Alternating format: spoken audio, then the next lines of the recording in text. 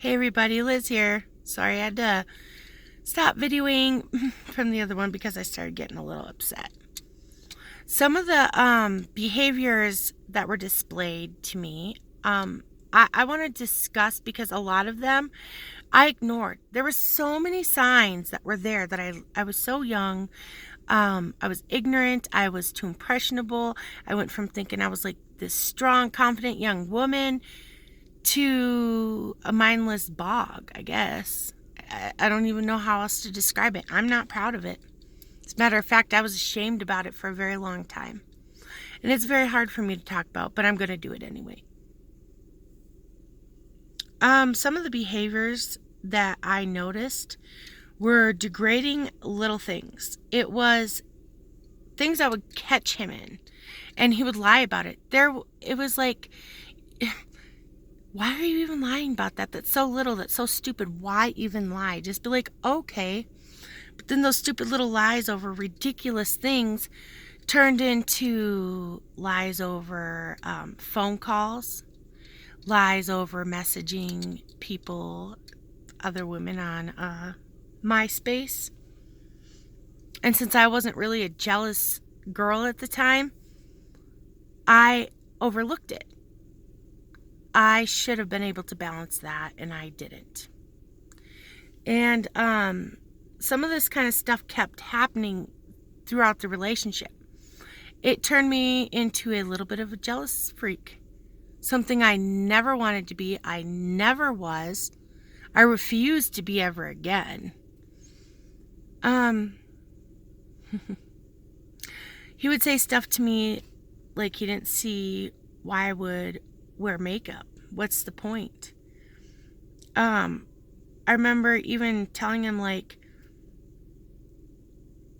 I'm having a bad day, like I don't feel pretty, and searching for compliments and never getting them. I never got them. If anything, I got degraded.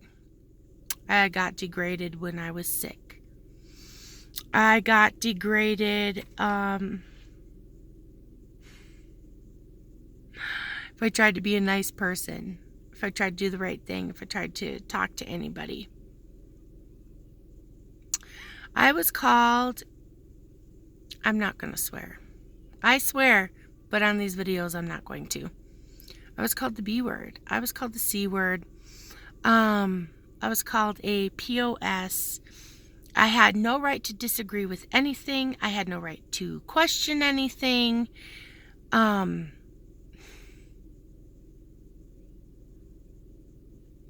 wasn't allowed to have a good birthday, have good holidays.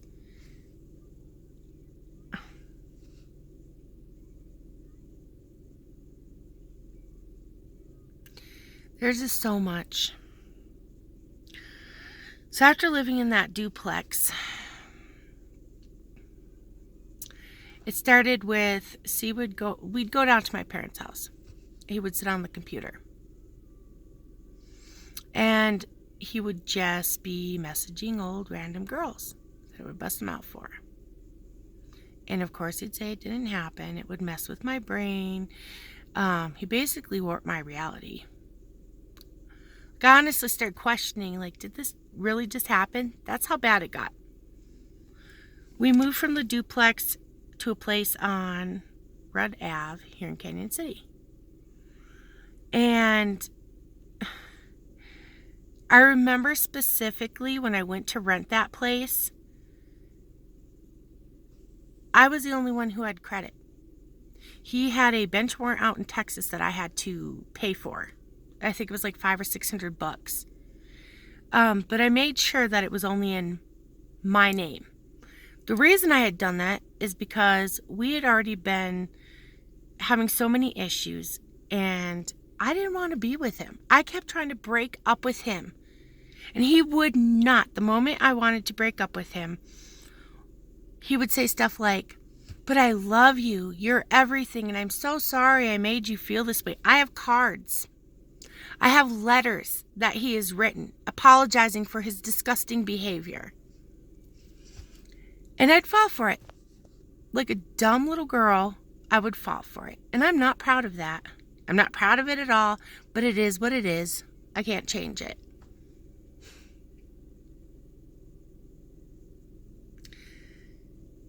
I didn't break up with him. As a matter of fact, 6 months later, I got pregnant. I was so excited to be pregnant. I was scared too.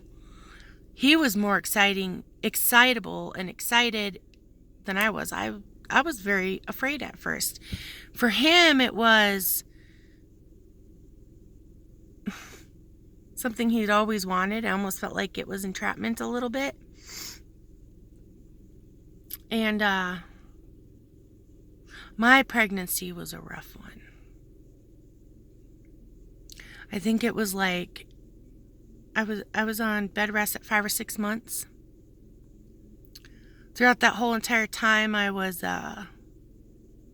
being shoved in closets, screamed and hollered at. At one point,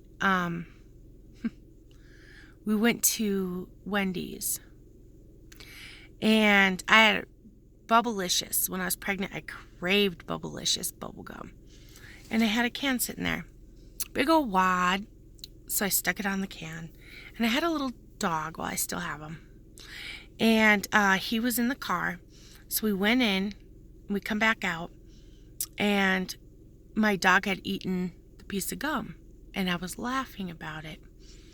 By the way, my dog still chews bubblegum. He's a bubblegum freak. He's a little chihuahua bubblegum chewing freak. But anyways, I was laughing about it.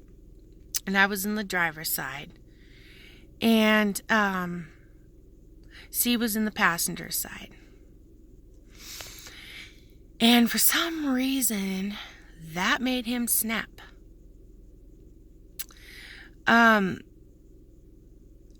I don't remember the exact words. I've tried so hard throughout the years not to think about this stuff. And so when I start thinking about it, it brings back anger, it brings back hurt. The only positive that comes from is I'm just so glad to be on my own now, like without him. Anyways, so I'm in the driver's seat, which I am right now, as a matter of fact. And he was sitting across from me. And he like snapped. And I said, what is the big deal? It's just bubble gum. It's okay. And the next thing I know, he's got his hand on my chest and he shoves me back and I'm pinned against the window. And his other arm was making a fist to me. And he's screaming at me. And I said to him, get off of me. And he said, what are you going to do about it? And I said, get the F off of me. He did not. Instead, he put his face closer to me, looking at me with a sheer evil in his eyes, his fist so close to my face. And I took my hand, it was this hand I remember specifically, and I went to smack him, and I think I had nails. And when I did, my nails caught his face. It scratched his face. Well, the job that I had gotten him, we actually ended up working together. And I remember him going to work, and he had scratch marks on his face, and he went in there hanging his head. And that night after work, he tells me everybody was asking about the marks on my face. And they're all like, Liz did it to you, didn't she? Did she? Chris was like, I didn't tell him, acting like he was abused. What he failed to tell everybody was that I was acting out of self-defense because he wouldn't leave me alone. He would not let me go.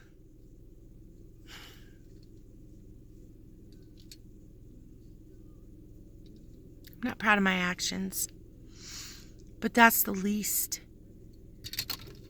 of what I've went through. And if that's the most he got out of it, good for him, I guess. I never ever want to have to go through something like that, or even have to do that to anybody.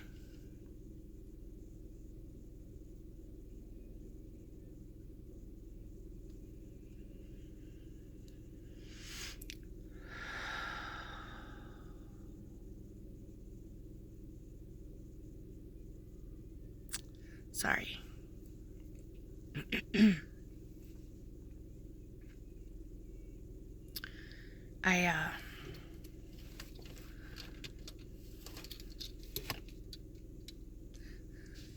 Really sick behaviors that was displayed throughout this relationship. I cannot tell you how many times a fist was raised to me, and it was okay to intimidate me. It was okay to shove me in a closet. It was okay to kick in doors. It was okay to punch doors. It was okay to make me almost miscarry.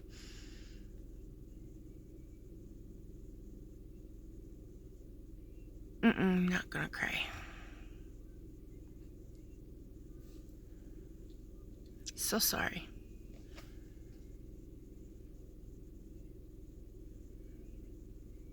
I cannot tell you how many times I was asked, what are you gonna do about it? You gonna man up? I wish you were a man so I could just... Stuff like that all the time. Stand up to me, I dare you. I was running. For a long time, I would run from him. I would try to hide indoors. I mean, in rooms. And I started to stand up. And I would look at him and I'd say, if you're going to hit me, just hit me. Get it over with. He never hit me with a fist.